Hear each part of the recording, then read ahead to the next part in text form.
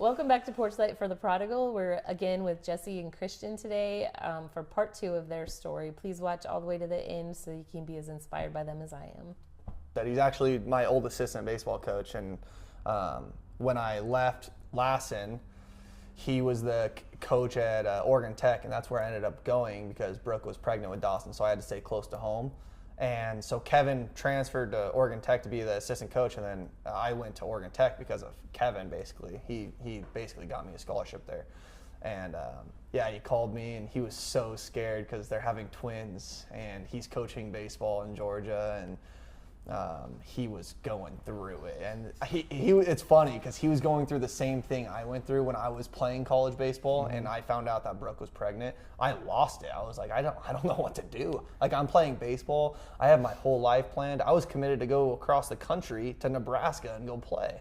So I was like, what am I going to do now? Like, I'm stressed out. And he was going through the same thing. And he called me and was like, hey, how did you get through that? Like, what did you do? And I was like, well, to be honest with you, you got to buck up. You can't be scared about it. Like, yeah, it's stressful and it's scary. You don't know what to do, but you're going to figure it out. And it's funny because a year or two ago, he broke up with his girlfriend of like 5 or 6 years. And after that, he was like kind of going dark zone. Like, he was like going bad. And then he's like, dude, I just want a family. I just want what you have. And then he called me, he was freaking out. I was like, Kevin, this is literally, do you remember the conversation we had a year ago? This is what you asked for. This is literally what you asked for. God is giving you this gift, and you're finding all these negative things about it, but look at the positives. Like, God is giving you a family, not one, but 2 beautiful kids that you're going to have, and you're going to be an amazing dad. And after that, he kind of just was like, you know what, you're right. I need to buck up. Yeah. And we have this saying at Lassen, it's called be a coug. And it just means you just got to go, attack life being a dude. Just being the best version of yourself. Mm-hmm. And I told Kevin right before I got off the phone, I was like, Kev, you need to just be a coug, bro. You just need to buck up. Easy as that. Yeah, it's just an easy saying. It has a bunch of meaning to it, but it's just a nice, easy saying that we always say to each other. So after that, he was like, okay, you're right. So it was nice. It was nice to hear from him too. And you guys do have the thing you wanted probably. I know you said you wanted a family always, and now you have a wife. How is it? How do you navigate being good husbands when that was also something that you didn't grow up having that reference point for? It was, I mean, hard at first, I would say, because it's a lot of learning to do, for sure. Learning curve, for sure. Because, I mean, I spent most of my 20s being selfish, and then all of a sudden I'm thrown into a position where it's not about me anymore, and I have to put others in front of me.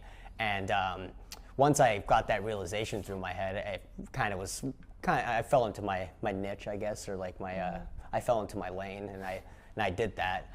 But that's one of the most important things I feel like is just as a husband, being able to protect your wife and make sure that she has a sense of security through me, and not only that, but just an outlet for her to be herself too, and be goofy and do the things that she wants to do, and not feel any sort of ridicule, because we all have our quirks, and no one's perfect, and I'm sure I'm tough to be around too sometimes, and I'm a peach. Yeah. Perfect all the time, no matter what. But it's just Me too. Yeah. But it was honestly Ashlyn was the best thing that ever happened to me, because she literally turned me into a man. I was a boy trying to play both roles. I was trying to live that, not necessarily go out and chase girls or anything like that, but I wanted to play video games and hang out with my friends, and maybe go to the bar every once in a while and get a couple drinks, maybe drink too much, and then also have a stable relationship, and try to have a relationship with God too, all at the same time. And she was like, you can't do that. It's one or the other. And if you choose the latter, then I'm not going to hang around. And it took me it took me a minute to figure that out, but once it did, it was definitely eye-opening, and it made me a way better person in the long run. Like, she told me right before we got married that we were unequally yoked, and I was like, what does that mean? And I was like so confused, and I had no clue what that meant, and then I did some deep research, and I figured it out, and I'm like, holy crap, we are. Like, you have this like vision and this path that you want to walk, and I'm doing this. Like, and once I figured that out, my life straightened out so much, and it made it honestly more peaceful and more meaningful too. I'm like not chasing something that's not for me, you know.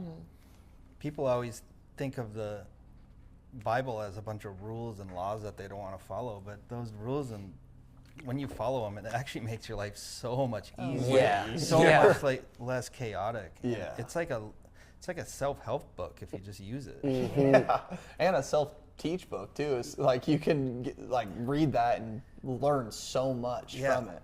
And people some people read it and they don't put it to the real life situation. Exactly. Yeah, or they twist it so it fits what they want, so they can get what they want. Yeah. You know, like I've seen a lot of growth in Jesse in the past, 6 months. Since we've been really diving in. Yeah, like spiritually, and like I've seen like a sense of calmness in you, and like more grounded. Yeah. And stuff like that. And I feel like it's the same really for me been too. like, since I got baptized, like when I got baptized, I just it was like a sense of calmness. Like it was just like super easy keeled. Like I wasn't as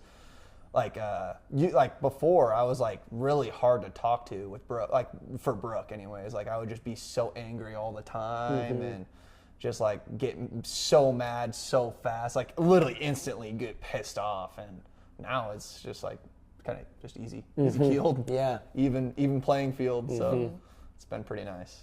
Yeah, even like between you and I, like we have like really meaningful conversations. Like it's less like BS talk, like oh, want to go golfing, or did you see that one YouTube video, stuff like that. But we have those meaningful conversations while you golf. Yeah. Actually, no, they're in the work truck. Yeah, we spent a good amount of time talking about like some good stuff in that van. We do. Yeah, but like we have like more meaningful conversations, and even like myself with other friends. Like we have a buddy Tristan, and we went to Lewiston to go play a round of golf, and for like the first 2 hours, all we talked about was the Bible and God and just like my path and like the path that he wants to start walking on. And then after like that 2 hours, we're sitting there kind of in silence for a minute, and then Tristan looks at me and he's like, dude, I would never expected both of us to be sitting here talking about Jesus for 2 hours. And I was like, brother, I've been wanting to have this conversation with you for quite some time. Like this is what we need, you know? Yeah. Like we all need that. And it just helps us be more grounded and gives us a lot more perspective in life too. So is your spiritual journey, did it come on like fire, or has it been brewing all along? Like you mentioned that you guys both were influenced by Jesse and Katie a little bit, but like, was it quick and immediate, or did you guys, how did it happen? For me, it kind of was like gradual. So like JB and Katie, they like when they took me in, I would hang out with them all the time. They would always do Bible studies at their house, and they would read the Bible and ask questions about what we read. And like I always like believed in the Bible and believed in God and Jesus, and I didn't really I was too selfish enough to take the steps to follow him, if that makes sense. Yeah. I didn't want to follow the Bible. I didn't want to follow his rules. I didn't want to I wanted to just do my own thing. And when I got baptized, like probably that whole month leading up to getting baptized, I was like, dude, I need to do this. Like not even just for me. Like I need to do this for my family, because that's what I want for my boys. I want them to follow God, and I need to lead by example. And that goes back to coaching. I need to lead by example. And for me, that was my leap, telling God that I'm ready. Like I'm ready to dive in, like right now. So for me, it was kind of instant. Yeah. But kind of gradual as well, because I knew all along, but I didn't know when it was going to happen. I would say from my side of the boat, watching you, I can see that it was like a slow burn.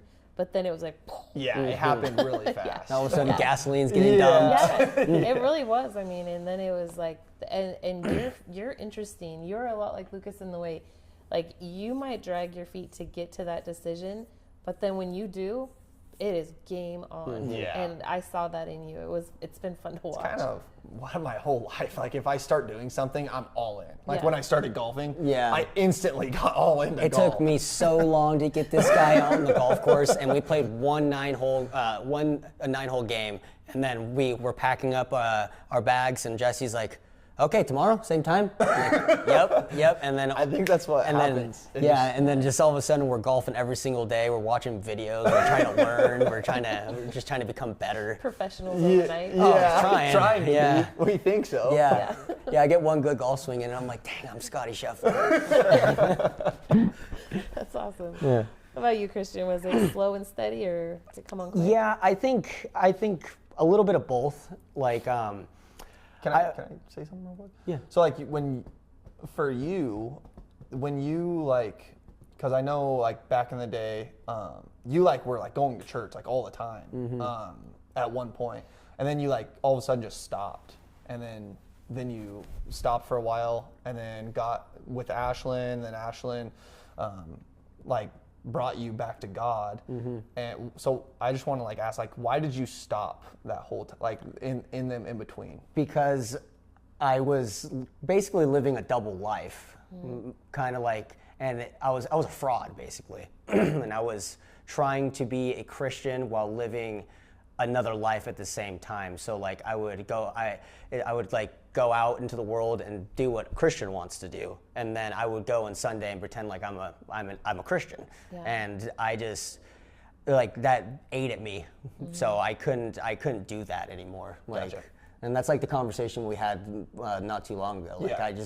I don't want to live a double life. I just want to be me all the time. And so that's why I've been like here recently. I've been really diving into like the Bible and like my journey with God. Like I'm planning hopefully on leading a message this Sunday. So like exciting. yeah, and that's huge for me. Like if my 15-year-old self was standing right here and heard me say that, he'd be laughing his butt off at me. Like, you doing that? And it's like, yeah, me. That's me. But yeah, that's like a big reason why. Is because like I was a fraud, and it just ate at me too much. And like when I was younger, I had a lot of hate and anger. I always knew God existed, and I knew like God was there. I just didn't think he was watching me or looking at me or like had attention towards me, and now I know that's completely false. But yeah, it's just been, and like you said, Ashlyn was like a huge help in my like spiritual journey. Like she gave me that push over the ledge, and I spread my wings and I flew. That's cool. Yeah. One thing I really also like about you both is you guys self-reflect better than I was most going to people. say that. All the time.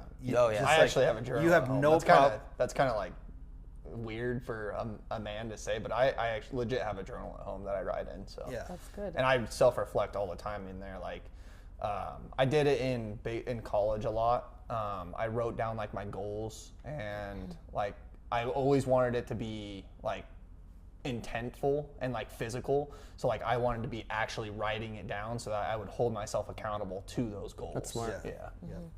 Yeah, I do a lot of self-reflecting. Like I try not to dwell on the past, but you can't forget about the past either, because you're doomed to repeat it. And I don't want to fall into like that trap of being someone that I don't want to be. So like it's always in the back of my head, but I always do a lot of like thinking of like, man, next time I do something, I'm going to approach it this way versus doing it the way that I did, and being quick to like notice. Like Ash and I have like spats every once in a while, and I'll just be so rude. Like I'll just like immediately just come off the handles and say something like and then right after it comes out my lips, I know that I shouldn't have said that, and I sit there for a second, and I'm like, okay, well, it's time to pull my pants up and go say I'm sorry, and I'll go and I'll be like, I'm sorry, I shouldn't have said that, and like that's moving forward. I'll try my best not to do that, because I know that hurt your feelings, and you don't deserve that. Like your feelings are yours, and I respect that, and I respect you, so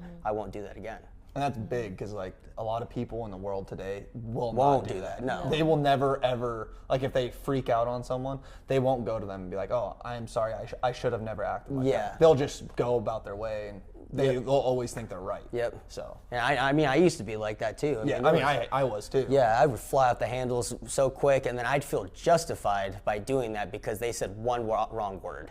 And now it's like the other way around. Like I got in an argument with one of my neighbors, and it ate at me all day long. And then I went home and I went and knocked on her door and I apologized for what I said. And she cried to me and was like, no one's ever done that. And I was like, well, they should, because I'm a man and you're a woman, and no man should talk to a woman like that. And I apologize.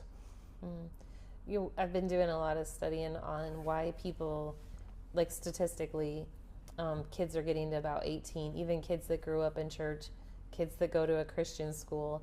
Here we're running this Christian school, and but they get to the end of it and then they don't have faith, or they don't know where they stand. So I've been doing a lot of digging to try to figure out what are the reasons that that's kind of been broken recently.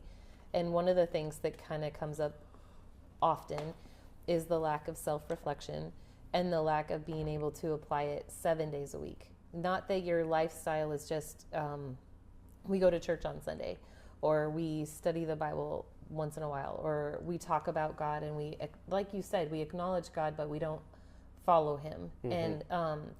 And how are you guys going to implement that in your lives? You didn't have it as a reference point.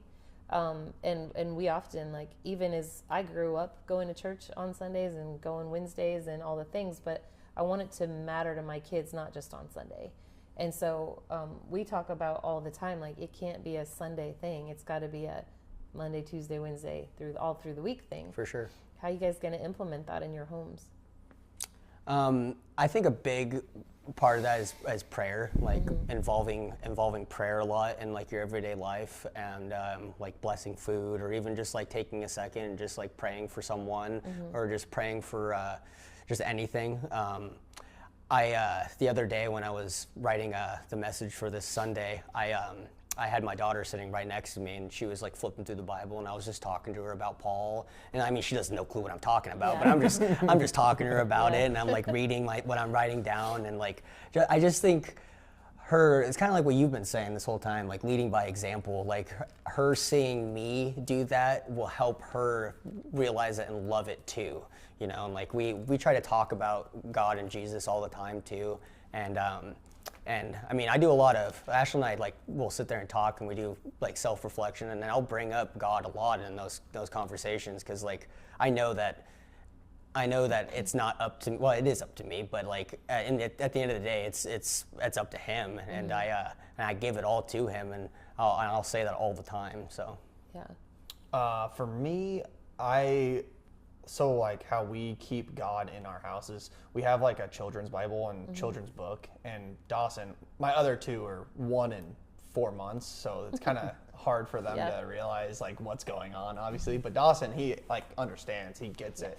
And so like every dinner we have, Dawson prays, then one of us prays. We do a devotional together. Dawson does the devotional with us. So and then we have this little kid Bible.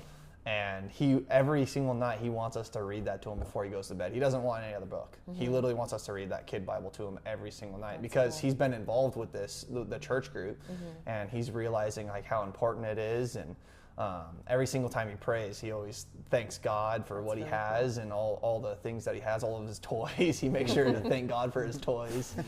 So I love kid prayers. Yeah. They are all over the place, but they always make sure to say thank you. Yeah, it's awesome.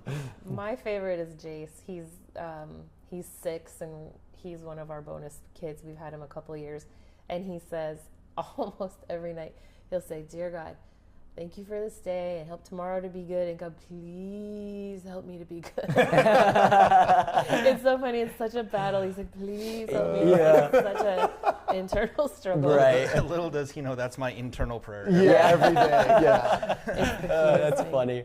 What you guys are saying, Deuteronomy 6 says, "Hear, O Israel, the Lord our God, the Lord is one, and you shall love the Lord your God with all your heart, all your soul, and all your might.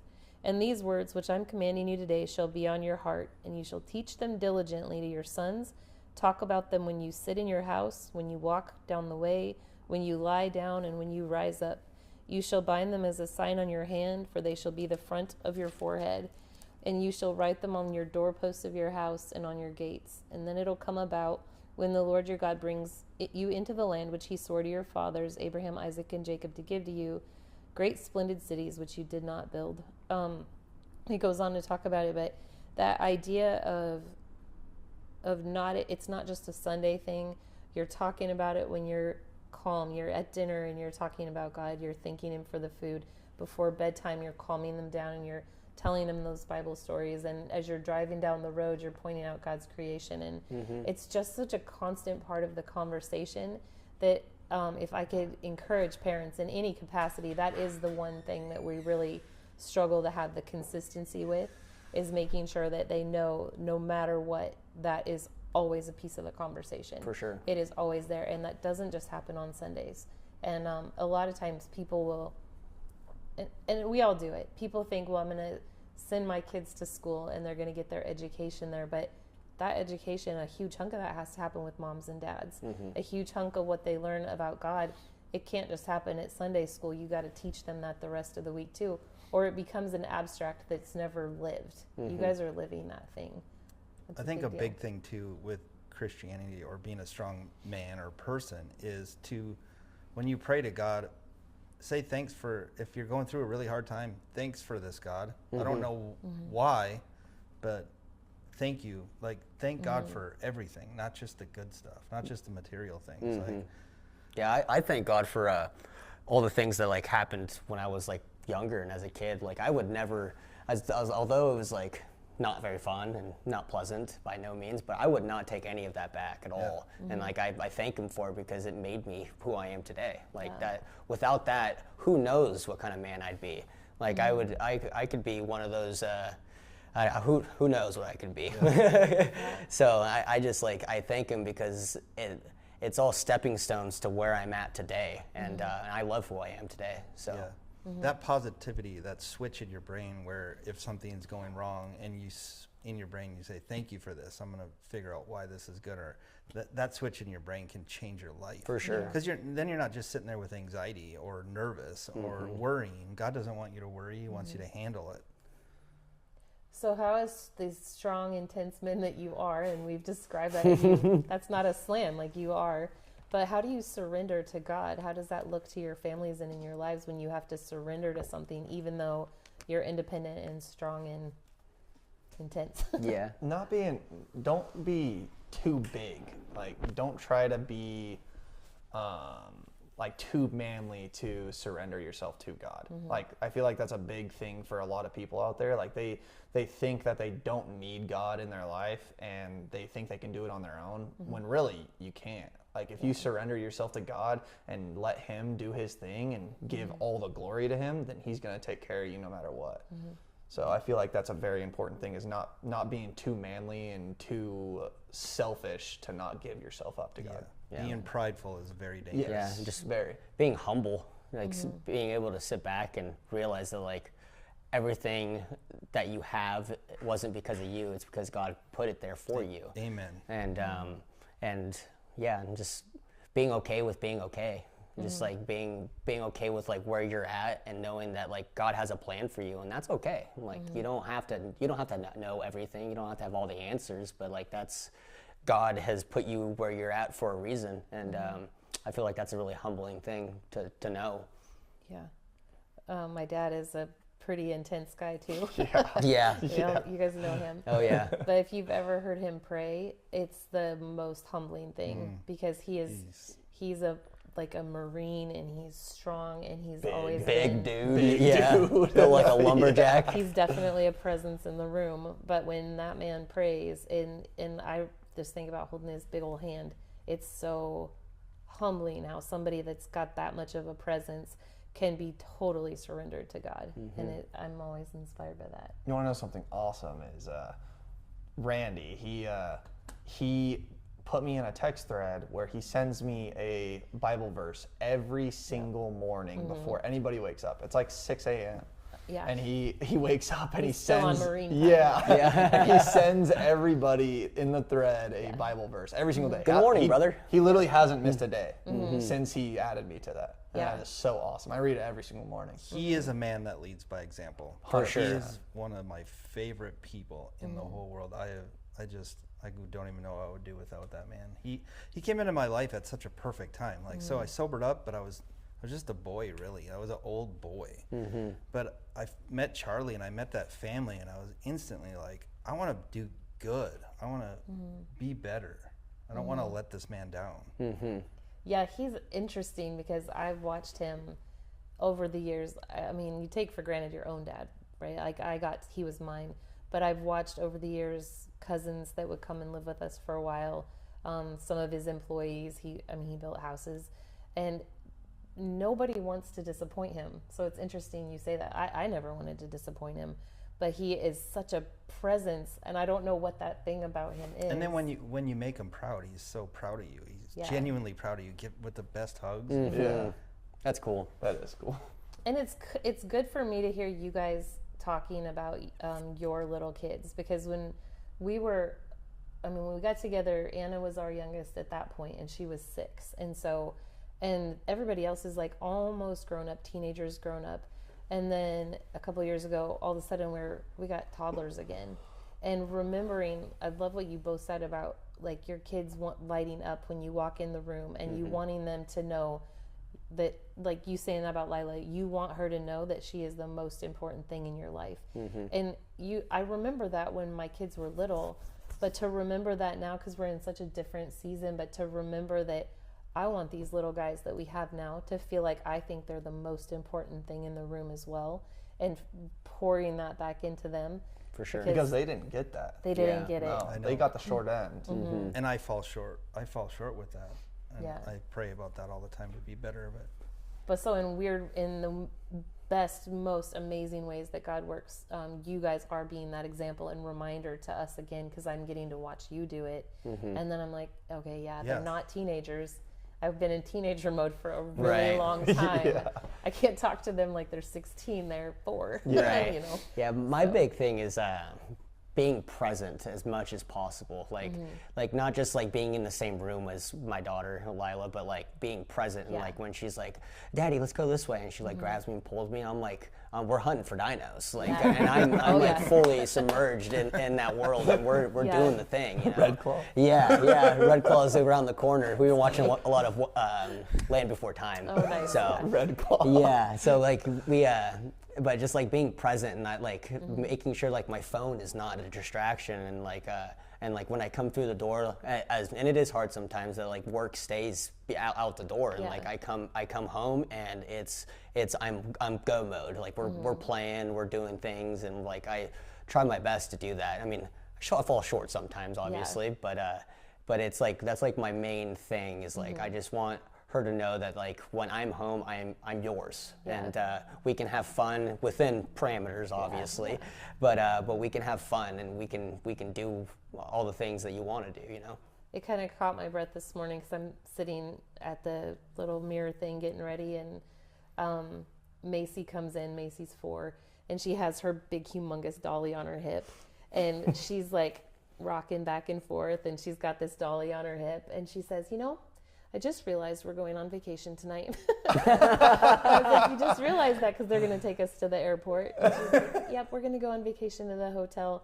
And then she went like this. And I was like, oh my gosh, there's Shanley. Like, she's been watching Shanley, because that's how Shanley holds the babies at the preschool. And Shanley always does this thing with her hair. Yeah, and like, so funny. Well, there she is. And so those influences, you guys influencing Colton, you guys being a presence to Jason, Xander, like you guys are like superheroes to them, you know? So having that community around you is so important, and it's such a huge piece of that spiritual journey, being able to encourage each other. And, you know, we talk about how we're not always gonna, like you said, you guys have almost been in a fist fight, you know, brothers do that, right? Yeah. Oh yeah. And sometimes there are going to be those conflicts and those personality things. But something my dad told me is, like, you better figure it out this side of heaven, because you're planning on being in heaven together. Right. So whatever that thing is, getting it dialed in here is such a big deal. And you guys do a really good job at that. And I think all of the plumbers really in general, you get on each other's nerves, you find your things, but it always gets worked out. And I really love that. Because you genuinely care. So Yeah. And leading by example that's such a big deal. It helps being straightforward too. Just being like, Not beating around the bush. yeah, just like if you got a problem, just say it, and then you say it, and then you're like, oh, okay, and then you squash it, and then you're like, okay, let's freaking eat lunch, dude. Like, there's nothing more to it than that. What kind of advice would you offer yourself when you were 15? If you could write your letter backwards. that's a loaded. That is a loaded question. I know what you would say to your 15-year-old brother right now, but what would you say to yourself? I would probably say live in the moment. I would get caught up all the time and not living in the moment and not like taking time for granted, because time moves so fast. Yeah, that it does. So I would probably say to myself, just savor every moment and don't focus on any of the negative stuff and focus more on the positive stuff. That's probably what I would tell myself. Yeah.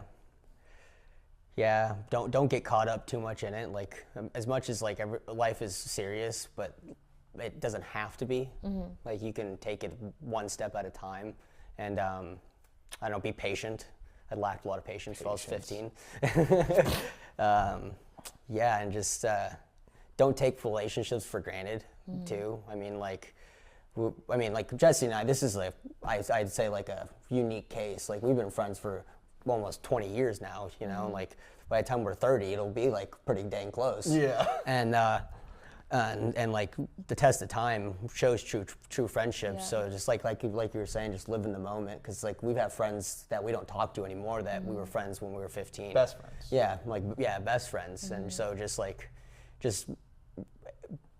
being, and just be present, I guess. Yeah. What about you? That's good advice for me, is the being present. I'll catch myself so busy at home, like I'll get home from work and then I'll pull out my laptop and I'm doing office stuff, and Anna Ray's like bothering me. She's like just pestering me, and I'm just like, Anna, leave me alone. Well, that's her trying to get my attention. So set the laptop down and be a goof with Anna Ray. So I fall short on that all the time. I'll get home from work and I have parents texting me, and I'm trying to write practice plans, and I want to get home and do my own thing and just decompress. But really, my kids just want the attention because they miss their dad all day. Because we spend more time at work than we do at home. So, Jesse and I spend more time together than I do with my wife. So. Yeah. yeah, He's basically my wife. he's the alpha. Yeah. Okay, so then flip the question. In 20 years, well, you guys are young, so we'll give you guys 50 years. In 50 years, what do you want your legacy within this community to be when people speak about you? Back-to-back loaded questions. Yeah. I would like for people to, if people were going to talk about me in 50 years, to say that I was reliable, and that whenever someone called my phone and they needed a help, I was there to give it. And even if it was something like as minute as just advice or something, like that's the one thing. Like, I just want people to think that I was a reliable person, and that they could, I would never cut them short. That's good. Was it 20 years? In 20 years? 50. 50? In 50 years, I probably would want everyone to to say that I had the best character. So like being loyal or having integrity, that's a big part of my life. Character to me is very huge because it shows a lot about you, and I would want people later down the road to know that I had really good character. We had a business coach for a minute when we first started Turner Plumbing, and one of the things he gave us advice on that I think about it all the time. He said, when you hire someone, and really it could apply to even just letting people in your life, you hire on these 3 C's: character, competency, and chemistry. And that's something that before you came on, we really started talking to that. And your character, and yours too, Christian, even before you came back to town, your character was a check before we even really ever knew, because we knew even in where you were in that moment, you were coming with intensity. You were coming with loyalty. You were coming with honor. you were coming with that the thing that you could do to overcome resiliency, and you came with that. And so to watch that even transform more and become more intense it's a beautiful thing for us to watch. So. And I've hired without the 3 C's because the business coach told me all this stuff, and I was just like, well, that's just not reality. I need guys. And it never worked out, ever. Those guys just caused trouble, and they just never worked out. So following the 3 C's is extremely pretty important. Yeah, absolutely. You live and you learn. Yeah. So if somebody's made it this far in the podcast and they're watching, if they're listening and they feel like they've messed up too much, what advice would you give them that it's not too late to start? I would say that I don't think there is messing up too much. You're just living life. Like that's the part of life is you mess up. The only true mess up I see is when you stop. And so like if you stop trying, that's when you truly messed up. That's when you failed, is when you stopped. So that's what I would say. Like just keep on making messes, keep on breaking those eggs. But as long as you continue and you learn from that, then you're doing just fine. Yeah. I always relate it to, I'm a sports person, so I always relate it to sports, but I always go back to the Michael Jordan thing, where he failed. Like he didn't even make the varsity team, he didn't make C team, and look what he did the next year. He made the team. And then look what he did in the NBA. He's a Hall of Famer. He's the best basketball player to ever live. Yeah. So it just goes to show, if you keep moving forward and you keep moving on, then something good is going to happen. So I wish we knew the story of the prodigal son after the moment he was taken back home. Like once his dad said, "Congratulations, you're back," because there's lots of people that have been in the down in the dumps moment where they're literally, figuratively, whatever, eating with the pigs and thinking dad's house was better. I can go back to that. And I wish the story told you after. the after part, because did it look like a Michael Jordan moment? Was it a Paul moment? Did he overcome everything and end up being the most amazing? I mean, we know where the Father met him, and he will meet us all there, but it'd be cool to know what the outcome of that story was after. And I guess in some ways we all get to see that play out in each other, but I think it's such an arrogant thought that you don't forgive people. I mean, Jesus forgave us all, forgives everybody. For sure. He forgave the murderer and the thief on the cross next to him. For us to think that we're better and can't forgive is pretty arrogant. So we never want to be there. Yeah, it's a crazy thought that you can't, like at some point you have to find out a little bit of grace, because I mean, that grace was given to us. Exactly. Think if my parents didn't forgive me for what I put them through, or my kid, I mean, Colton, he saw me in addiction. Like he's forgiven me, And you guys have a great relationship. Absolutely. Everybody can be forgiven. Yeah. when you're talking about being the cycle breaker, so my mom and dad were the cycle breakers in my family. So I took it for granted a little bit that I got to see in the early days what that struggle and that battle looked like. But then it just became our norm that, like, this is just how we're going to live.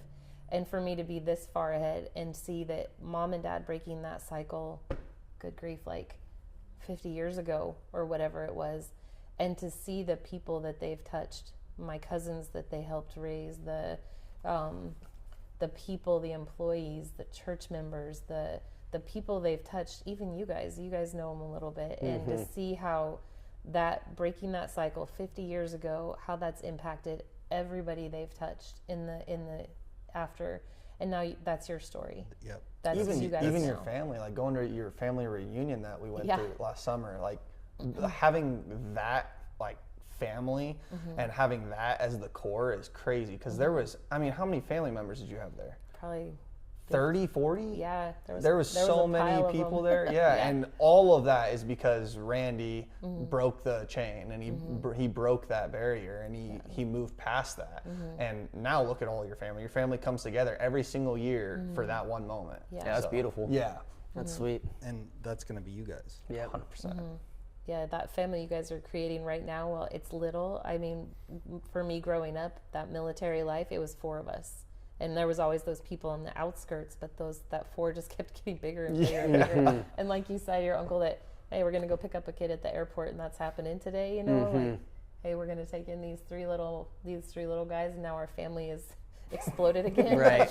It's just the thing you do, and it becomes the pattern of your life, but it impacts all of those people. It's such a ripple effect. for sure. Yeah, big reason why I just hope like my brother and sister see that, and that gives them some sort of like aspirations that they can do that kind of thing too, you know? Yeah, I love that.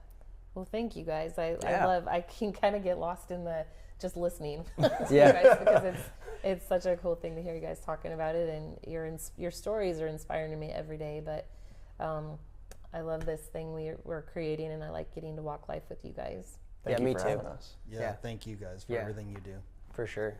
Yeah, I'm just grateful that you guys have allowed me in. I've said this like 100 times to you guys, because but it's like the dopest thing possible. Like, I was just, one day I was gone, and then the next day I'm just a part of this like amazing group of people. Family. And Family. Yeah. That's what it is. I mean, Yeah. That's what Turner Plumbing is. It's a beautiful family that we have. So. Yeah, and it's Absolutely. And just the openness of doors, and just like, come on in, dude. Like, it felt like I knew you before I knew you, kind of thing. Yeah, for real. Yeah. There's no like awkward moment. No, it was just like a gel. Yeah, it's like I was your son since day one. Yep. I love that.